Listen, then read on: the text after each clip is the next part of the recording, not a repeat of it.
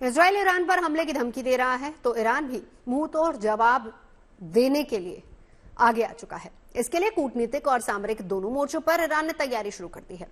आज ईरान ने supreme leader Ali Khamenei ने इजराइल को घेरने के लिए पूरे मुस्लिम वर्ल्ड को एकजुट होने की अपील की है।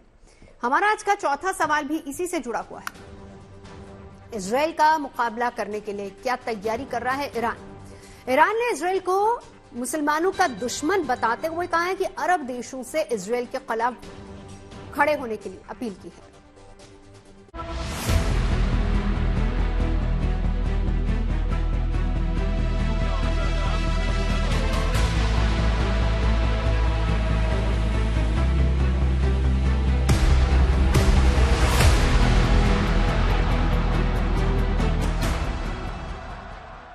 इसराइल की ईरान पर हमले की धमकी के बीच आज ईरान के सुप्रीम लीडर अली खामनेई सामने आए। खामनेई ने तेहरान की ग्रैंड मस्जिद से हिजबुल्लाह चीफ हसन नसरल्लाह के जनाजे की नमाज पढ़ी और इसके बाद हजारों की भीड़ के सामने उन्होंने अपनी तकरीर दी। खामनेई ने अपनी तकरीर में नसरल्लाह की तारीफ करने के साथ इसराइल पर जोरदार हमला बोला। उन्होंने पिछले साल 7 अक्टूबर को इसराइल पर हुए जबरदस्त हमले को जायज ठहराया और कहा कि इसराइल मुसलमानों का दुश्मन है। खामनेई ने इसराइल के खिलाफ मुसलमानों की एकजुटता की अपील की और अरब के मुसलमानों से साथ देने की भी अपील की।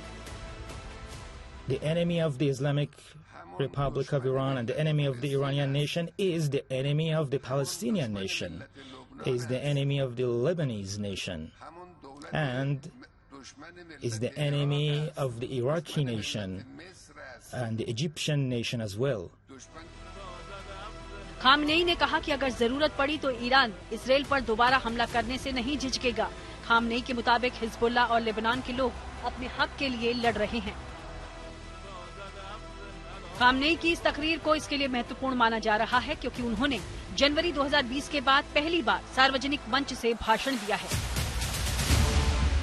इसी बीच आज 27 सितंबर को मारे गए हिजबुल्लाह चीफ हसन नसरल्लाह को मौत के 7 दिन बाद सुपुर्द खाक कर दिया गया है।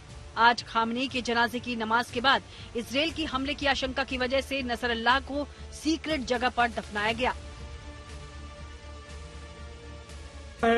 मैं इस बात से पूरी तरह से सहमत हूं कि ये एक फेस सेविंग स्पीच थी।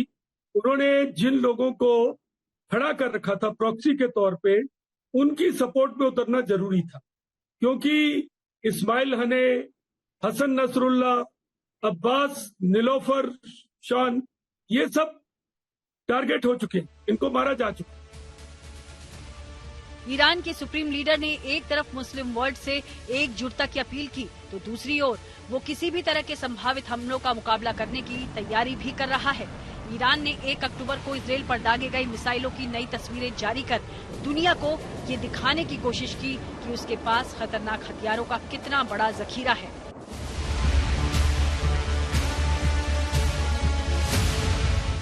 ईरान के समर्थक हूती आतंकी भी लगातार हमलों को अंजाम दे रहे हैं।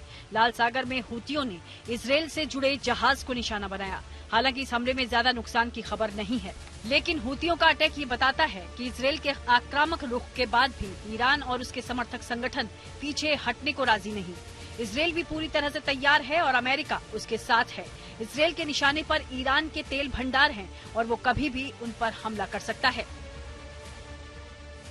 तो मुझे लगता है इस आगे वाले दिनों में क्या होने वाला है, जरूरी बात है इजराइल हमला करेगा, फिर ईरान हमला करेगा, फिर इजराइल करेगा, और जब तक ये दोनों थक ना जाए मुझे लगता है इस प्रकार के हमले चलते रहेंगे।